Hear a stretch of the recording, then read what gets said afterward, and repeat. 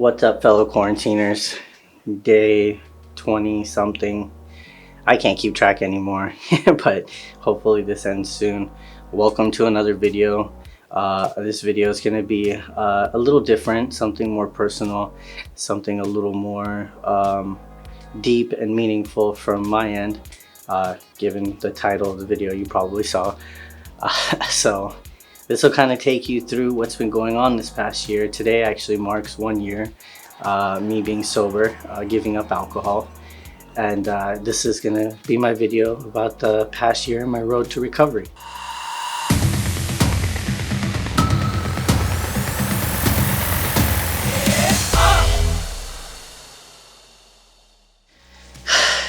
So this video is kind of just my way of telling the truth and being honest. In this last year, I know a lot of you are probably curious, and I have told you many times that I quit drinking. That actually is not the truth. I actually had to give up drinking.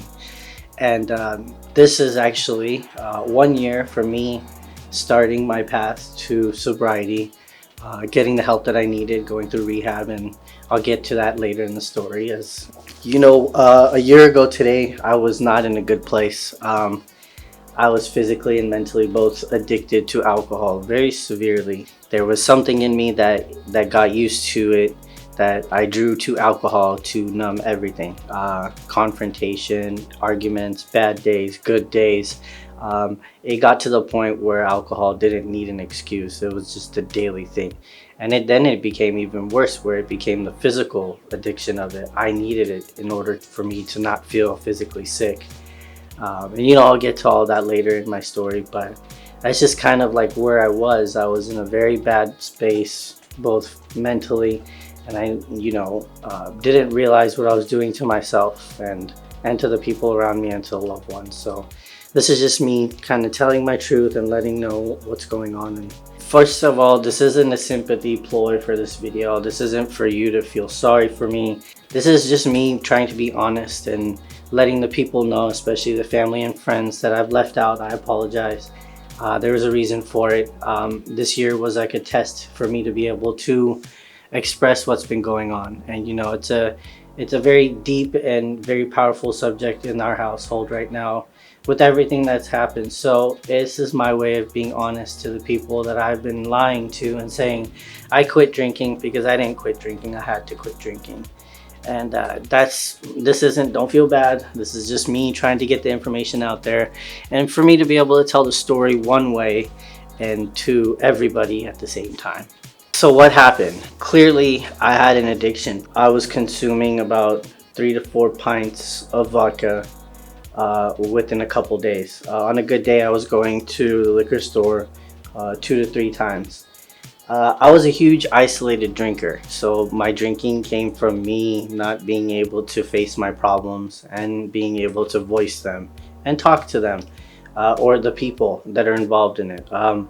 I kept to myself and kept up here, and I thought that drowning it mentally and then physically with the alcohol would go away, but it progressively got worse, and then it just started attacking all aspects of my life, my willpower, my ambition, my work, my life, my communication, my relationship with my wife, my situation living at home. Everything was just spiraling.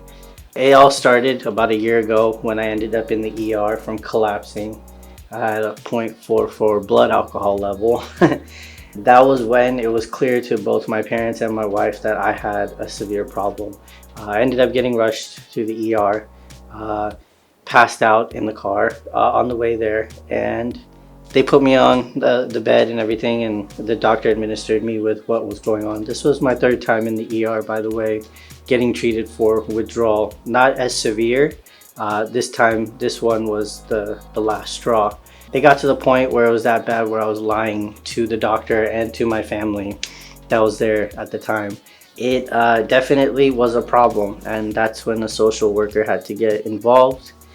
And then that's when my road to recovery really started, because even though I was still heavily intoxicated, given with that high of a BAC level, I was still lying to the people that I didn't want to be truthful to. And that's how bad of a problem I had. In my head, when I was on that bed, I was still thinking about the bottles that I had hidden in the room to go back to. But when the social worker intervened, she highly recommended to my parents and to my wife that I go to a detox center. And that's when that night at 3 o'clock, I got admitted into Cherry Hill Detox for close to 3 days, almost 4 days. That was a life-changing moment, eye-opening. I got dropped off there with nothing, straight from the ER. And I can't imagine what my parents and my wife had to go through to put them through that, had to shove me through it. And I was screaming the whole way through, fighting, kicking, as any alcoholic in their prime would, saying that they could do this, they could beat it, they got this. I was hiding my alcohol for a very long time. The deceit, the lying, the manipulation, the hiding, it went on for about 2 years. It went on here at the house. It went on throughout my job. I physically got to a point where I needed it in the morning to function throughout the day. I was going to interviews like this, and the close ones around me knew I had a problem, but could not figure out a way to get to me, and because I was so defensive. As I've learning from other alcoholics, that that's our biggest thing, defense, and the not willingness to listen. My days revolved around how it was gonna be around alcohol, whether it was going out, going to restaurants, going to family parties, driving. It got bad. It got to the point where that was the first thought, is like, is that gonna be readily available for me? I was thinking of the next bottle before I could even finish the first one that I had hiding away somewhere in that room. That moment a year ago changed my life. I got out of Cherry Hill. I got brought home by my wife, who picked me up, and one of my loving cousins, Sapna, who we owe our life to, was here to help our entire family out through this process. She's always been like a very strong rock for this kind of support, and she was there, and she knew exactly what to do and exactly what to say. And with her help and her guidance and her knowledge, and she was able to help ease the pain of all this going on with my parents. You can only imagine what was going through their head, and at that point, I was just like, that was my surrender moment. That was my, I can't do this. And I've tried, and I've thought about it, and I tried to do it so many times and it wasn't working. So, after coming home, we found the Kaiser program. April 17th of 2019 is when I started CDRP at Union City. That was my introduction into sobriety and seeing what it was going to be like to be sober. This year has been a true test in everything that has introduced me to a different person that I never thought was there. As any drinking would start, it started in college, up until even when I was in art school. I had it relatively under control. It was still heavy, but heavy to the point where I was drinking the moderate amount that my friends were. So, I didn't think of anything at that point because I was only comparing it to what I had known and saw. So I thought I was okay. I was drinking the same amount that everybody else was drinking. Probably not. I was probably drinking a lot more than what the normal people were drinking. I just didn't see myself in that light yet, and it's progressively got worse. And as more life challenges started to come, marriage, real job, managing a team, managing my own company, managing freelance work, with an addiction like that, it was impossible to keep up those feats, and it affected a lot. I lost my job because of it, heavily. I can vouchfully say the people that are watching this now that I was working with can honestly now click one and one together on what was going on. It affected a lot of what I did, day-to-day work. I couldn't do it, and then it affected me physically too. Going through wedding, planning, all that kind of stuff. There was a lot of new things to do. So as life struggles started to happen, it was evident that my drinking started to become heavier. And given I already had that history of going to drinking when things got bad, as stress got worse and responsibilities got bigger, the drinking got heavier too. And then the drinking got even more isolated because I was doing it more, so I was hiding it more, and it became like almost a second job in itself. The amount of effort and thinking and planning I had to put in hiding the alcohol, planning the alcohol, buying the alcohol, it was tiresome. And you know, in that ER moment when I was there, I was just like that. I was just done. I was tired of it running my life, and I wanted it to reverse that. I wanted my life back. And I know I hid this from a lot of people, and a lot of people are probably thinking like, we never even saw this coming. This isn't, you know, this isn't something that you could have controlled. I appreciate that, you know, you're concerned for me, but this was something I had to learn on my own. And this was definitely something I needed to see and feel by myself. And I'm a different person, I can tell you that now after this whole year. My ambitions are different, my goals are different. The job that I have now is, I love it. The people that I work with, I can communicate like a normal human being. So, you know, and it'll make a lot of sense to a lot of people why I have been so reserved and restricted in a lot of the things that I've been doing in this past year. So as the year has been progressing, you know, I've had my, you know, tests. You know, in the first couple months, obviously I didn't do anything. I went to my program, I concentrated on my program. I started AA, you know, I have a good base group, a home group, the Breakfast Club. I go there every day. It's not something that I have to do, it's something that I know I need to do, because that sets my standard for the way I can think. Because the smallest thing can make me go like that, and then I know where I'm going to first, just to get that itch to go away. So the daily battles are always going to be there. You know, I went on vacations this year when we could, out of this shelter crap, and you know, I did well. I have my wife, Barty, I gotta give a shout out to. She's been my rock through this whole thing.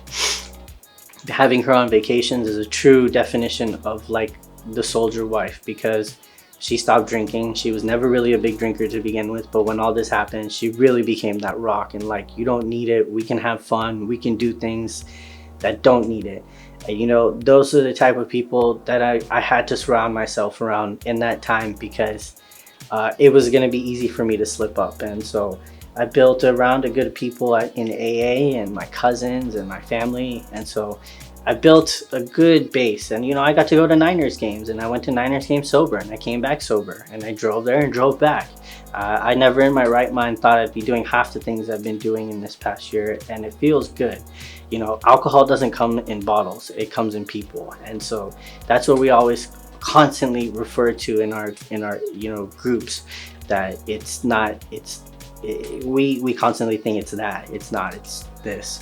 And so that's what's been opening to me, to know that I'm in control of the decisions that I make now, and it feels great. The process has been tough, but I can say it's been something that has been an experience that I needed to learn on my own.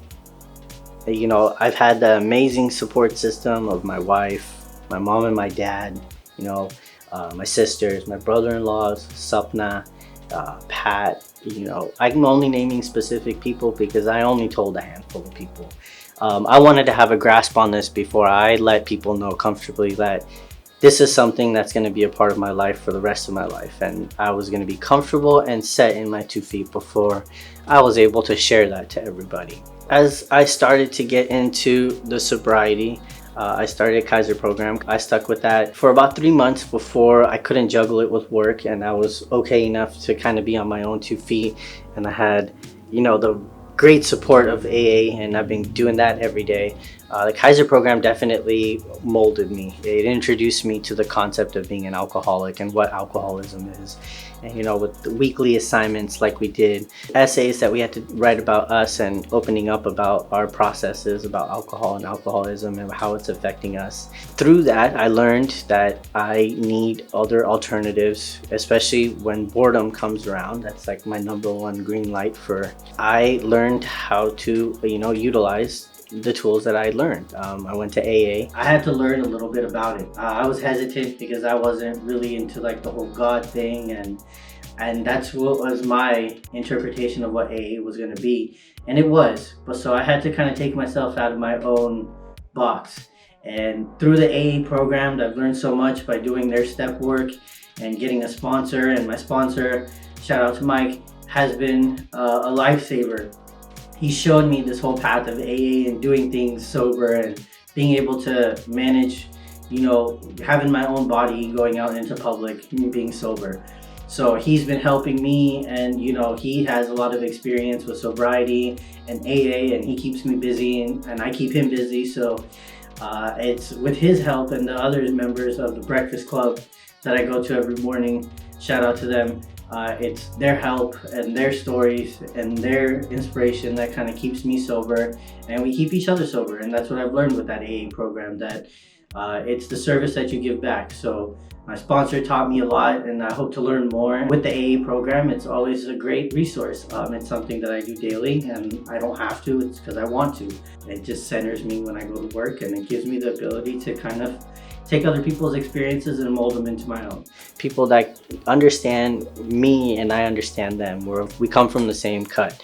So I know what it feels like when they have something to express, and vice versa. So, it's always going to be difficult to explain how it feels. It's just a 24-hour program. They're teaching me to live today and to only be able to control what I can do today. And it's a great program. It's a great bunch of people that help me figure out things that I wouldn't necessarily be able to figure out on my own. And hearing people share and hearing their stories helps me figure out things that I question in my head sometimes, or even if it's not. And just being able to listen to somebody else and being there for somebody else is what that whole program is kind of about, and that's what they teach you. So I'm taking that, and in this quarantine time, it's been a struggle for a lot of the people in the program, including myself.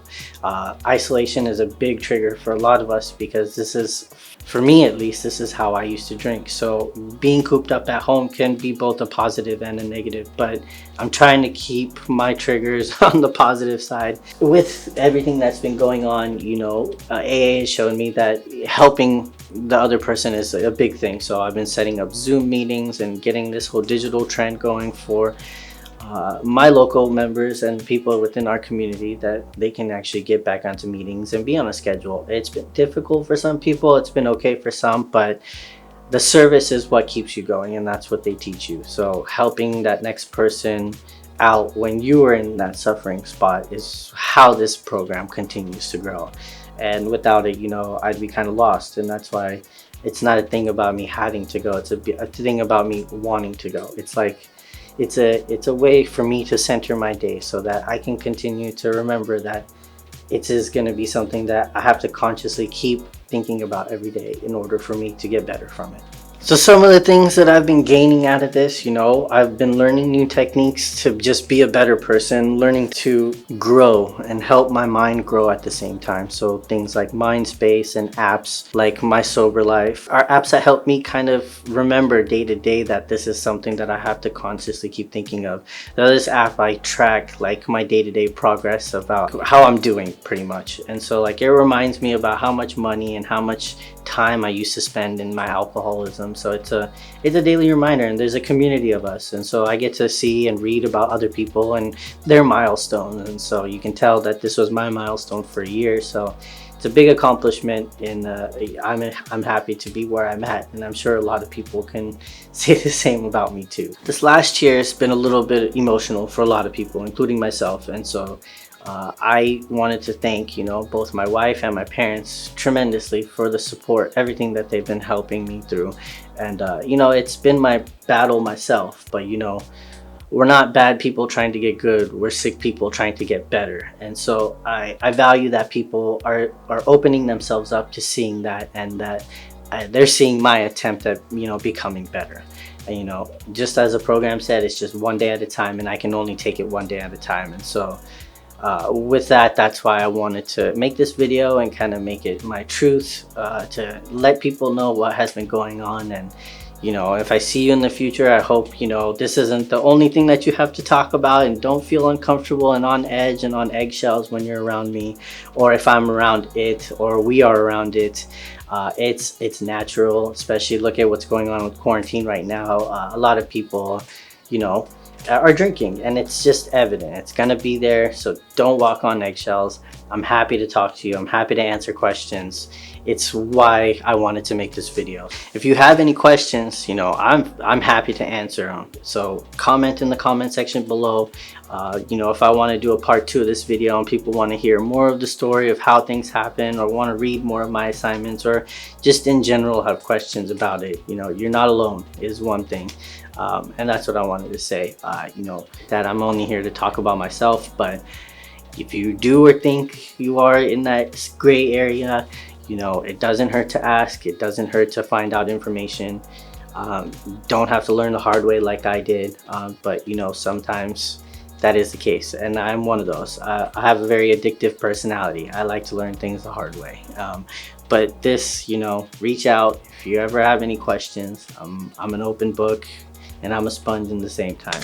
So as I mentioned before in the earlier part of the video, don't feel bad. This isn't a ploy to make you feel bad. This isn't anything like that. I don't want you to have to comment saying, oh, this is simply for me to educate people. I wanted to kind of get my word out and my story out. And so just to kind of shy away from the stigma that you don't need to be behind closed doors. Click that like button, hit subscribe, click on the bell if you want to get more notifications for my future videos. And with that, I'm out. Peace.